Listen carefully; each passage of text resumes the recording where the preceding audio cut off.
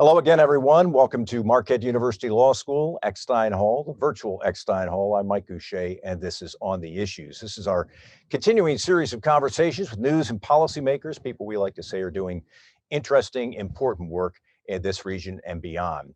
Today, we are joined by Michael Hostad and Ian Abston. Let me tell you a bit about both of them today. Michael Hostad is with the Greater Milwaukee Committee. He is the Executive Director of Innovation in Milwaukee, co-founder and Executive Director of the Commons, which is a skills accelerator for college students in Milwaukee.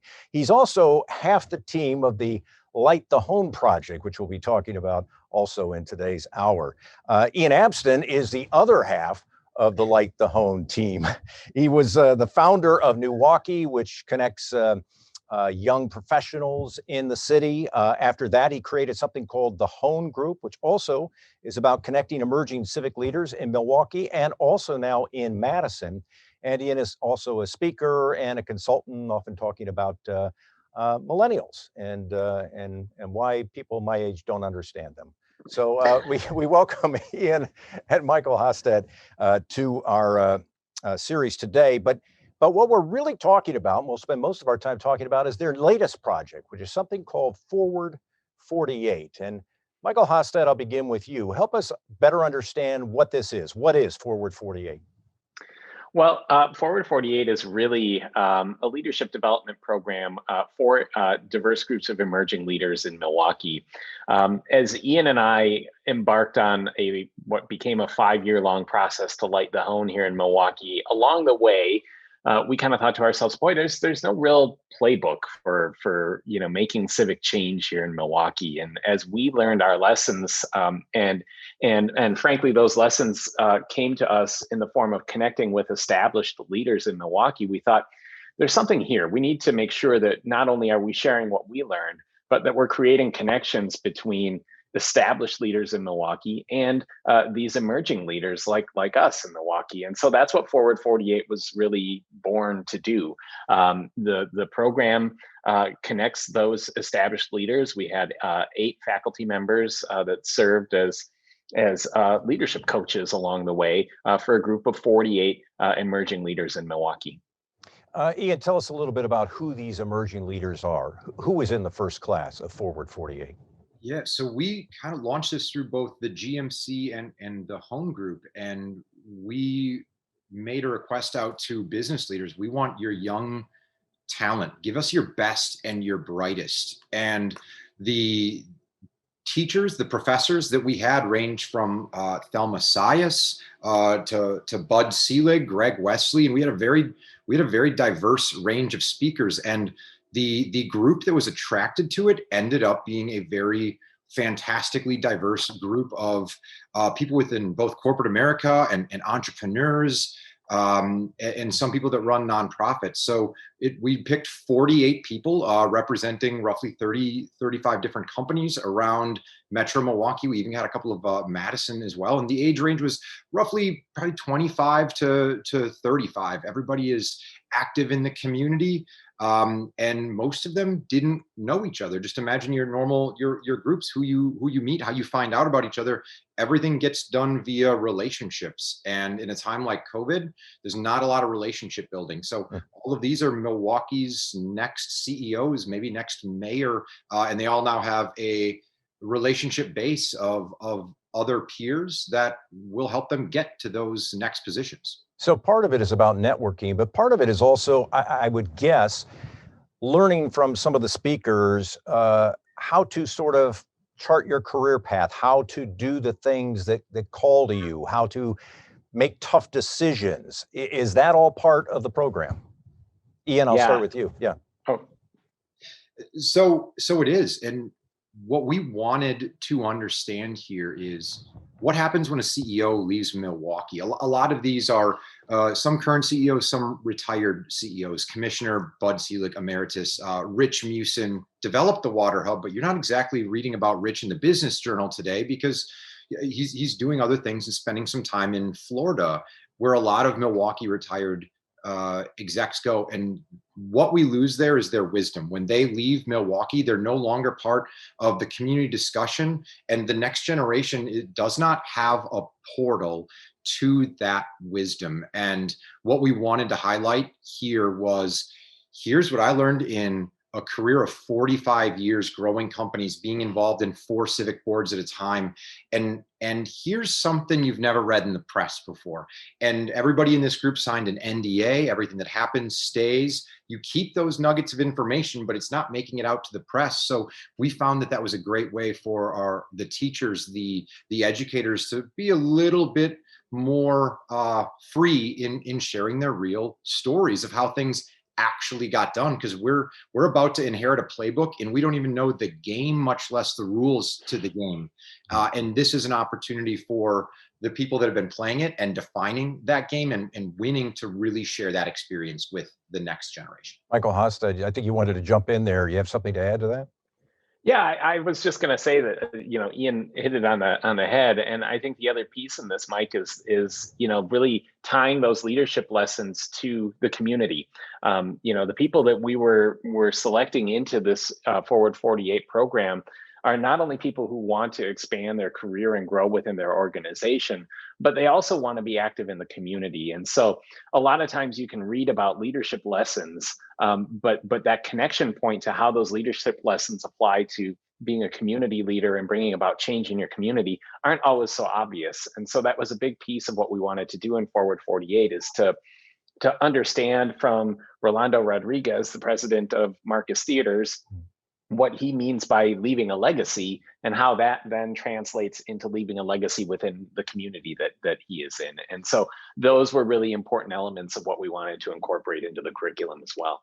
I wanted to get a sense of why you felt this was, you've described to some extent why you felt this was necessary and why this was something needed in our community. But there are other, as you both know and agree, I'm sure on this, there are other great organizations in town. There's Tempo and Professional Dimensions and Fuel Milwaukee, and all those people do good work in the community. It seems like you're trying to find a certain niche here. Ian, how would you describe the niche that you're trying to find as maybe opposed to other good work that's being done in the community? There's a lot of incredible organizations in Milwaukee, and we've partnered with a lot of them. We got some of our applications through Tempo and Jen Dirks and Tracy Johnson with Car W. There are great pipelines all together. Here's what differentiates this group. We want the best of the best civic-minded young professionals, and these were people that the CEO of JCI looked at their hundreds, maybe thousands of local employees and said, that's the one I want. So we already know they've got access to the top. They're already on a career track that's accelerated.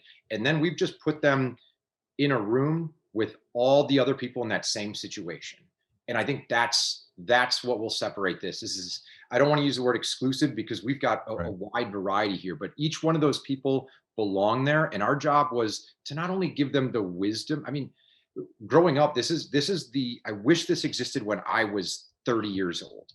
I met all these people by getting up at early and going to the Milwaukee Athletic Club steam room, which I could not even afford my membership, but that's how you met these people. And today we're able to put them on a platter and accelerate all the wisdom they have, but also then accelerate those relationships with 48 other people. I've ran young professional groups before, and sometimes there's can be thousands of people at an event. There are 48. You're going to see them continuously, and we got to really focus to make sure the class has ended. But what also is going to separate us is we're going to really focus on those alumni relationships to make sure when you're done with the class, you still develop those relationships with the other 47 people. Michael Hostad, what has been the reaction from those who participated in the first class, which began in November, I believe? Yes. What has been their reaction, the participants, but also what has been the reaction of those who were doing the teaching, those who were sharing their experiences, sort of the mentors in this program? How did people react to it? I said that next time I have a bad day, I'm just going to go back and read through the participants' feedback on this because it was so positive. The feedback from the participants has ranged everything from I feel like I have a cohort now of people that I can turn to as I advance my career and get connected into the community. The comments around the diversity of the group, many felt that they hadn't been in that sort of a diverse group in their career. And then others felt just inspired to want to bring about positive change in Milwaukee. And now they felt like they had not only the knowledge to get started, but also the connection points and the outlets to connect to people and get moving on some first steps.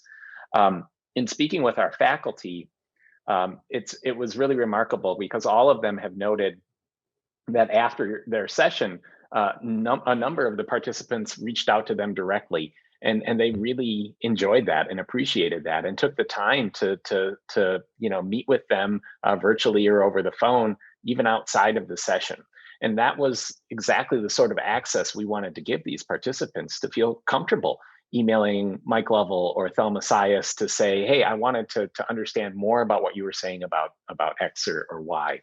And I think that what the faculty really took away from that is to say, boy, we've got an amazing group of up and coming leaders in Milwaukee, and feeling like that the city's in some really good hands here. And I think to your previous question, Mike, we haven't hit a saturation point in Milwaukee of programs, whether it's Tempo or Forward 48, that are doing work to elevate emerging leaders, get them connected, and show them how to take their talents and apply them to making a city that is what they want Milwaukee to be as they move into greater leadership roles.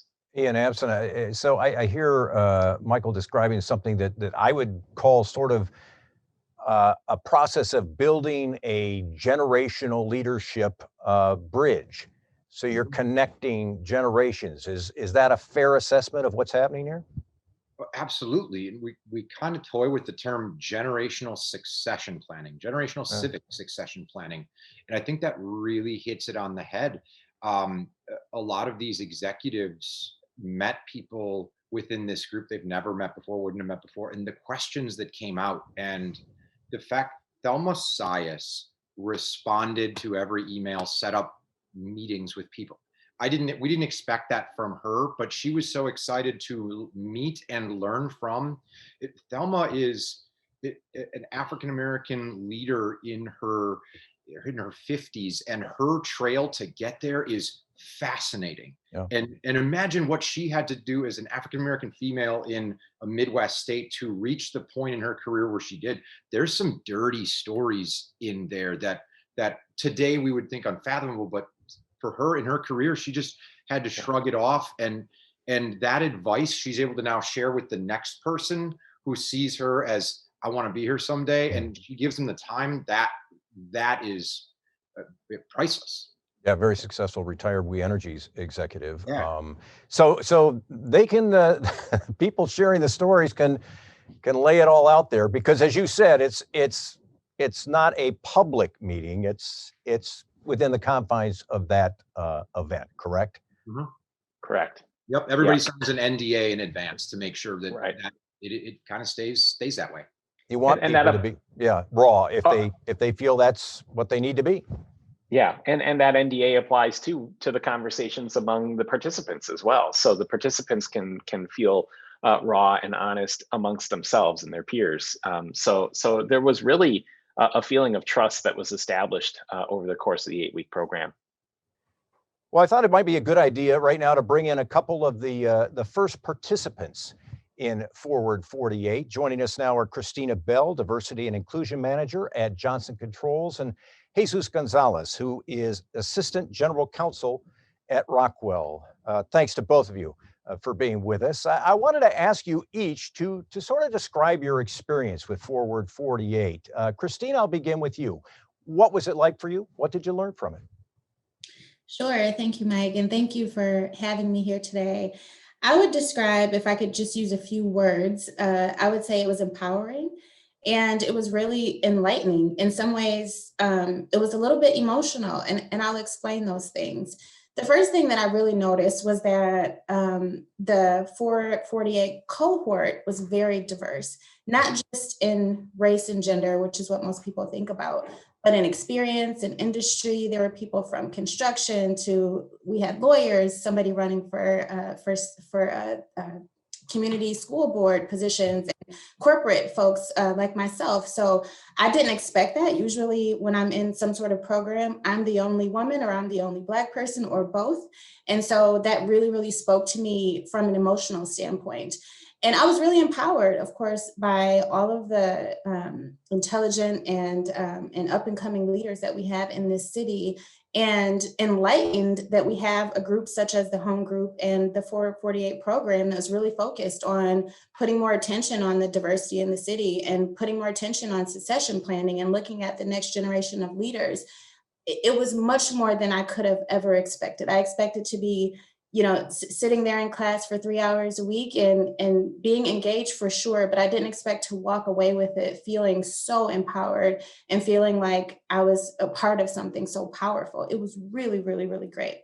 Energizing is what I hear you saying. It really was, really energizing for you. It was, it absolutely, and I'll just add one more thing. Yeah. Before Jesus, it restored a lot of faith in the city that I have here.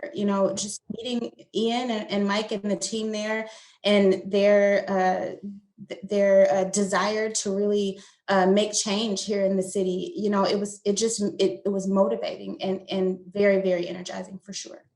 Jesus, what were your takeaways from the experience? Well, very similar to what Kristina mentioned, and I told this to Michael and Ian and the team. For me, Forward 48 was just what the doctor ordered. 2020 was a very challenging year, right? Both in terms of the pandemic, the politics around the country, just being indoors all the time. And so as an extrovert, this was a wonderful opportunity to meet new people. I'm still relatively new to Milwaukee, and so the pandemic affected that. But my experience was very similar. I thought going in that it would be a wonderful way to do some networking and learn from some leaders in the community. But I'll use the same words Kristina made. Every time we had a session, I would end up on a high note and an adrenaline rush. It'd be like having been at a ball game with a team, and you end up just on a high every time. And sure, you may be tired, but you were ready to roll. And if we would have been doing it every day, I would have been ready to roll the following day. And while I agree with her that there was a lot of diversity in terms of where we came, the biggest thing that struck on me was how much similarities there was in all of us. And so once you started scratching the surface, and I gotta give the team, it was really impressive how they were able to do breakout sessions in a virtual environment, but a lot of people with curiosity, with the desire to get involved, very inclusive environment, a lot of empathy, a lot of energy. And so to me, that was the part that was most rewarding, that even though we're all different and that we come from different places, we share so many things, and it was just a fun experience. I was talking to Michael and Ian this summer, and I remember Ian, I think, asked me, he said, when you look back at your career, what might you have done differently? And I had to think about that for a while. And I said, one thing I sort of regret, even though I was a journalist and I was interviewing a variety of people from different walks of life, I said, I spent so much of my time in this bubble. My friends were journalists. My relationships were based on journalistic relationships. Everything was focused on my job and what I did. And I said, and I really wish I'd been able to meet people who were maybe at the same point in their careers, but were doing something completely different, and share that with them. Did you guys feel it was an opportunity to sort of break out of that bubble, to create new relationships, to create different kinds of relationships? Jesus, I'll begin with you. Absolutely. I mean, the legal profession is very similar to in that regard, in that you spend a lot of time and it's very demanding, and so you become friends with the people that you work with. For me, being still relatively new to Milwaukee, that's even augmented more. And so, yeah, absolutely. It was a wonderful way to make new friends and meet new people. And I think that's really the frontier for us. How do we take all that energy, and after the pandemic is done, how do we start getting together, and how do we start building on the wonderful structure that we've created here, the foundation that's been created by this. Kristina, same question basically. Does it give you a chance to break out and develop these new relationships, which can perhaps even better serve the community going down the road? Absolutely, Mike. One of the things that really stood out to me was, so I work at Johnson Controls, which is of course a global company. Sure. And so I'm constantly talking to people outside of Milwaukee all the time and having to consider the time zone and, things like that. But I remember being on these calls and going, wait a minute, these people are here. These people live here. We have this amazing group of people that's right here in Milwaukee that I had no idea about. There's sort of a group of people that I know that are very popular around the city that from whatever their profession is or social interaction. But these were folks that I had never met before. And I was incredibly impressed by, and I'm still meeting with them. There was 47 other people, right? So we're trying to take the time to have one-on-one meetings and get to know each other and really make the best of it. One of the things that I really enjoyed was that we were all sort of at the same point in our career, like you said, Mike, same point, but maybe doing different things. And we all had similar questions about how to raise your voice as a leader and how to challenge the status quo as a leader. And these are things that spanned across industries. So just having the ability to speak with people and meet with people and develop what I think will be lasting relationships, or at least camaraderies, at the very least, is going to be for sure long lasting for all of us. I thought it was interesting. You both kind of talked to this, that you found it, I think, in some respects, to be an experience that made you more bullish on the future of Milwaukee. Would that be accurate, Kristina, to say that? Absolutely. I'll speak for myself when I say this. Sometimes you wonder whether or not you're being aggressive enough. You don't want to be too aggressive because you don't want to come across as, sort of an angry leader or someone who is a bully, but you don't want to be too passive because you want to be strong and firm in your voice. And walking away from this program, I really felt strongly like I have the power to make change, not just at Johnson Controls, but in this city, not just in this city, but inside of my household with my family. I talk to people about family, and it certainly, we had one session where we talked about what our legacy was going to be.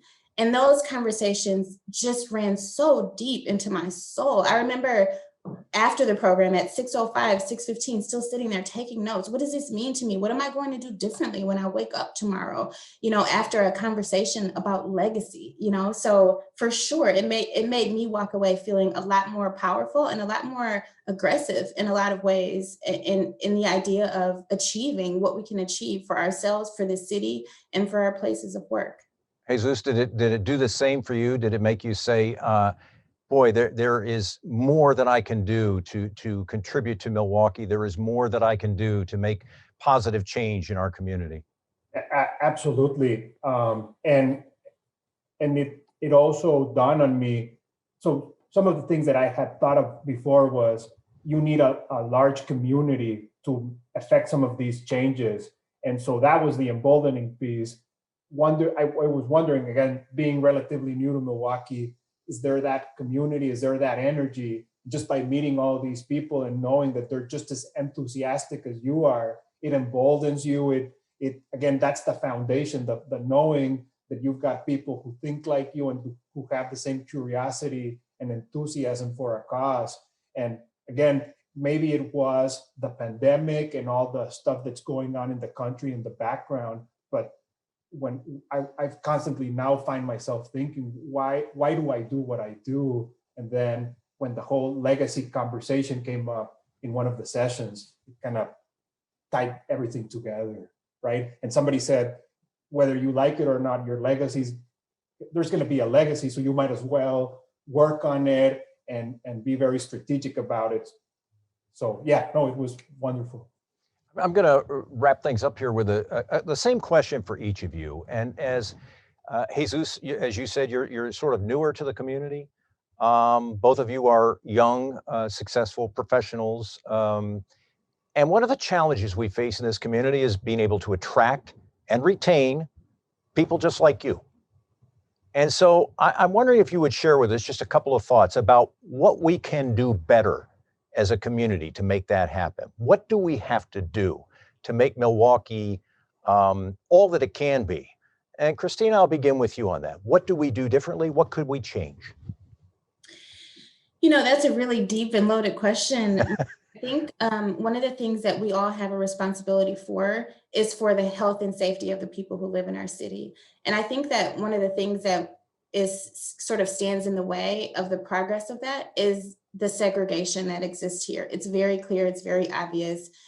Economically, right? You live a certain place because of what you have. And in a lot of ways, race drives a lot of that. I think that's one of our biggest challenges. We won't get very far if we can't get anywhere together, right? So we have to get to a point where we're able to address the problems that the city and surrounding areas have as a whole and do it together, and not try to look at the inner city as one thing and the suburbs as a different thing and downtown as a separate thing. What are all the opportunities that we all have to make this city better for our families and for our children? And I think those are questions that we can do better answering if we do it together.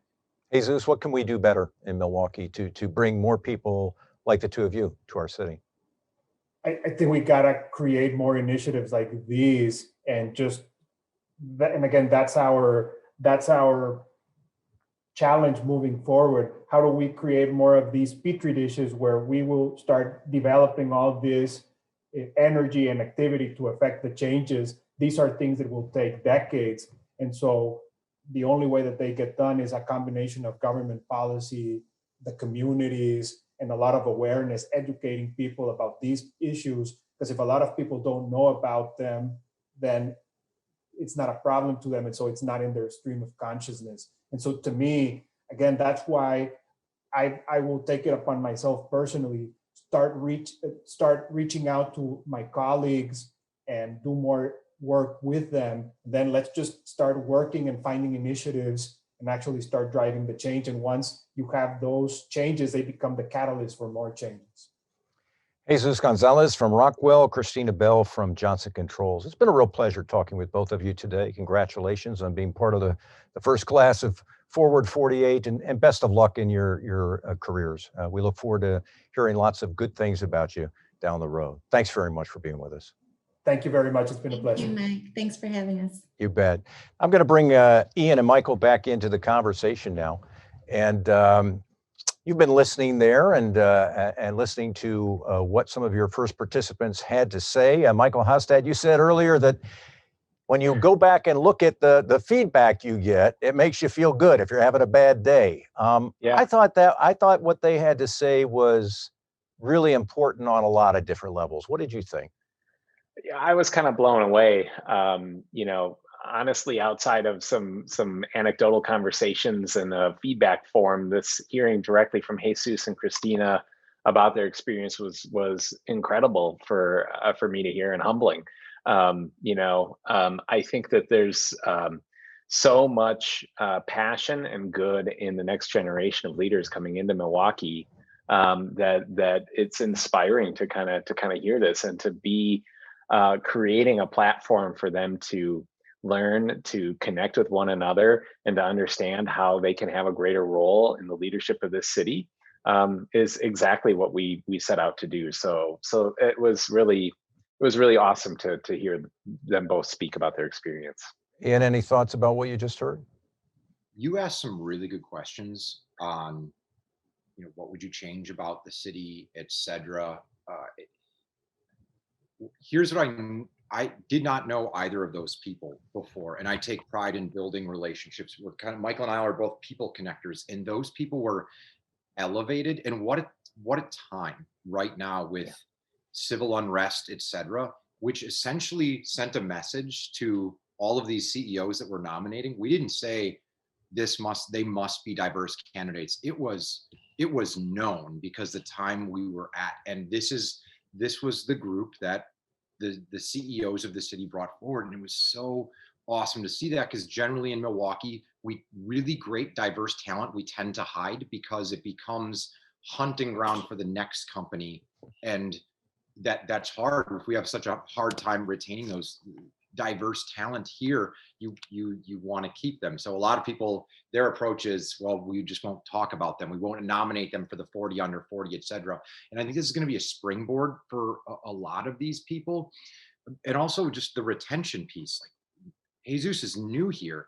we just made 47 contacts to people that are hyper focused on making the city better in their careers better as well. And if you want to really talk about why are people going to get retained here, because they've got this is now sticky. You've got friends and relationships with people outside of your normal bubble, and it makes the city you now live in more sticky. And it was great to hear that feedback. And after we sat down and we were going through the Google list of this is what people said anonymously, we were just blown away, because I was expecting a couple of, it's virtual, right? Virtual is so Right. hard. Yep. Virtual is so hard.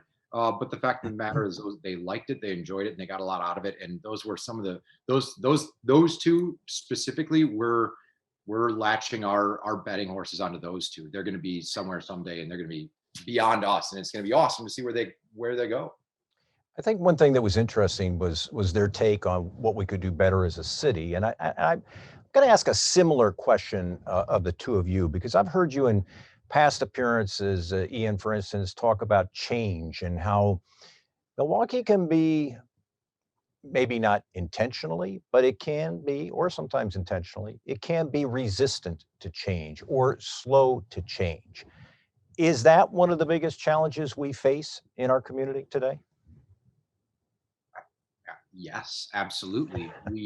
We focus on what we know and who we know, and we know the data shows young people are most likely to move to a city or leave a city. They have less roots, they don't have the mortgage, etc. And if we aren't elevating ideas by the youth for the youth, we're going to be missing out. And right now, the only way to get anything done is you need money and connections. And those things come with time and experience and age. And I hope this is a way we can throw a little lighter fluid on this generation and give them the tools, the network, but also the confidence to maybe go out and light a bridge or start their own nonprofit or whatever it is. They have the opportunity to change the city, and a lot of people are passively waiting for the next leader to show up. Many of us are. So yeah, I do feel like there's a big hindrance. As we were trying to get this bridge project done, it was always asking people, well, who's done this before?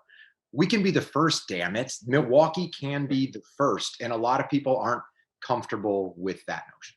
Yeah, it's interesting. You brought up the bridge, and maybe that's a good point for us to transition into the Light the Bridge project. So you're 5 years ago, you guys started out on this journey.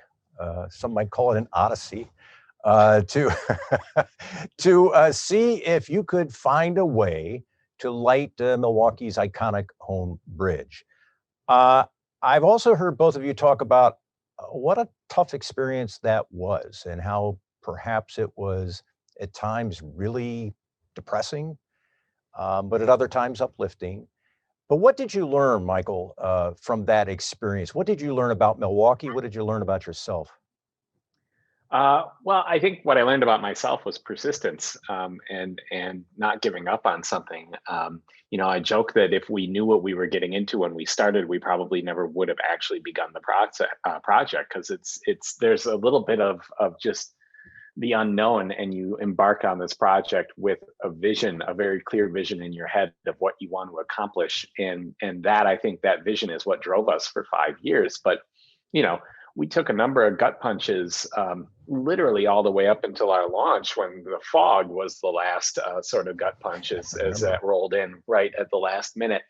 But I think what I learned about Milwaukee is a lot of what led to what we ended up creating in Forward 48, is that there is a tremendous wealth of knowledge among current leaders, and a willingness among them to help. But there's a need to get access to them. There's a need to be able to figure out how to ask the right questions. I mean, we didn't even know where to begin in a lot of these cases. And so I learned that there's a willingness for people to help, but there is a resistance to change, or maybe it's a fear of change. I'd drive back when I drove to the office, would drive by the Calatrava, the art museum, every morning. And I would think that at some point in time, there was somebody who said, you know what our new art museum needs? Wings. And people probably were like, what are you talking about? When you are wanting to do something that saves an existing institution or builds upon an existing amenity that we have in Milwaukee, that seems to make sense to people. When you're trying to innovate and do something new, like we've never had a lit bridge, why do we need a lit bridge? That was really what drove us to understand how to pitch this project in a way that would get community involved, get them behind this and support it, because it was something new and different. And I think that was the biggest thing for us, was learning how to innovate and how to do new things in Milwaukee can be challenging at times. So how did you answer the question when people would ask you, when you were raising money for this project, the two of you, and I'll pose this to Ian, how did you answer the question when people said, well, why do we need a lit Hoan Bridge? We've got all these other issues in Milwaukee that we need to tackle. Why do we need to be doing that? What was your answer? I mean, we always hear the mayor is probably famous for always saying a great city can juggle multiple issues. And if we're only focusing on, smaller issues or one particular type of issue, we're never going to grow as a city. And what we need in Milwaukee, especially in this year of COVID, is we needed a shot in the arm. We need a little bit of confidence. We need some gusto. Milwaukee really, it is not the Milwaukee that it was 10 years ago. There's people that might live in Brookfield, Pewaukee that haven't actually been downtown in years, and their perception's still the same. And we need to tell ourselves that story, and we need to tell the rest of the world that story. Today's 15-year-old needs to know that there's some people in this city that are going to have their back when they come with that crazy idea or that big business opportunity. There's some people with vision. They're willing to risk it and bring them along for the ride as well. And man, Milwaukee, Mike hit it on the head. There's some very, very generous people in Milwaukee. We've got more access here. I mean, our board, it was Kellner and Lubar and Marcus, some of your standard names that get things done. They gave us our time and connections, and we had a fantastic anonymous donor who, without that person, this does not stand a chance. And people, not everybody saw it, but it just took a couple.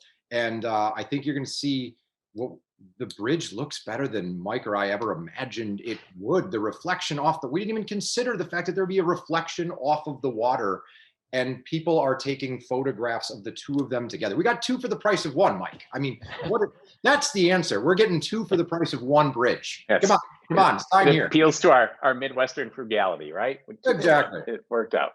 But in some ways, Michael, doesn't it seem like it's a sort of, what you guys are talking about is something that is symbolic of a spirit of a city, of an entrepreneurial spirit, that we're willing to do big, bold things, that we do things differently than we've done them in the past. What's been the reaction from people? It seems like it's been universally, loved. I mean, that would be my assessment. It seems like it's been very popular with the public. It has been, Mike, and we've been incredibly humbled to kind of hear a lot of those responses from the public. And one of my favorite things to do is literally to drive up to the county boat launch with the laptop that controls the lights and just press different buttons to make the lights do things and watch people react. There's always people down there looking at the lights and watching them respond and react and take pictures. And when we first launched, the number of people who reached out to us to just say thank you, to say, hey, we needed this year. And I think back to, we had to make the call of whether we were going to move forward with this back in March. We were 3 weeks into a pandemic at that time. And with our board, we said, are we being insensitive by going ahead with this when we don't know what's ahead? And, looking back on it now, I can't believe we labored over that decision as much as we did, because it ended up being the thing that I think a lot of Milwaukeeans really felt gave them some hope. And the lights themselves, over 3,000 dedications, you still can dedicate a light bulb on the bridge, and there's stories there. And hearing about people who dedicated a light to a loved one that they may have lost, they now look at that bridge and they remember that person. The bridge has taken on a whole new meaning, I think, for a lot of people here in the city. And that's a really incredible thing to be a part of. So very briefly, a couple final questions about the bridge. first, who makes the content call? Who decides whether if Giannis signs a new contract, who decides that the Greek flag colors go up on the bridge? I mean, who makes those big important calls? Who does that? Who operates it? Well, you're kind of looking at him, Mike. You're the guy. Ian and me, and a few others on the team. You know, we're learning as we go, honestly, and we're learning from others. There's this small little network of other lit things in the world, from the Empire State Building to the Bay Bridge, and we're actually in communication with those individuals. And we, you know, just recently, we reached out to the Empire State Building and said, how do you like for Martin Luther King Day? What does that look like on the Empire State Building? And so we have guides along the way. The DOT is at the table in some of those conversations. And so right now it's been us, but down the road, we're really wanting to teach kids how to program these lights and build a skill set and some STEM skills around programming to allow kids access to the controls here and there. All right, Ian, the other big question is, so the west side of the bridge is lighted. How soon before we see the east side of the bridge lighted? Ooh, I like that one. As I'm answering that, Michael, I'm gonna need you to pull out an arm and show the man your commitment to this project. Mike got a big old tattoo of the Hoan Bridge and skyline. So we made a big gamble when we put in this first side, in that there's the lights, but there's the infrastructure to put the lights in. And we already bought the infrastructure, the conduit, all the other fun stuff to light up the other side. So we're looking for either a naming rights sponsor to name the lights after them. So we could have it done as soon as this summer, or we'll continue to chip away at this. I think people and businesses are starting to really understand the value of these lights, especially over the holidays. New people flew into town and said, whoa, what happened to Milwaukee, as they can see it from the air. So I think we're gonna get there. It might be this year, might be the next, but we're gonna get that other side done, because that next skyline shot when the Bucks win that championship, love to have that cream and green. Mike, you got to show this tattoo, buddy. Yeah, and I will just add too that all the infrastructure has been installed for the east side as well. So we really just need the funding for the lights themselves. And once we get that, the construction period is only about 3 weeks. So yeah, show us the ink. This pasty white, like has not seen sun in months, but there's the water and the bridge and sunlight and clouds. And so I got this. I'd been thinking about doing this for a while. And the day that we signed an MOU with the Wisconsin DOT that allowed us to move forward was the day I scheduled the appointment to get the tattoo. So and that day we were about 35K in debt on this project. That's how much Michael had. On the worst of the worst days, and Michael's sitting down there looking at that tattoo. Why did I do this? This will be, you'll know this forever. You'll look at it and go, oh my God, that's what we did. Yeah. Yeah. I figured one way or another, it's something you want to remember, and that's what you get. It's permanent. So whether we were successful or not, it was a heck of a ride. Yeah. Let me, final question. We'll go to Ian. Help us understand what's next for Forward 48. We began with Mike talking about what the program is. I assume there will be a second class. How soon can we expect that? Yeah, we're going to be launching that second class in about 2 weeks. We're organizing speakers right now, but March, that class is going to kick off.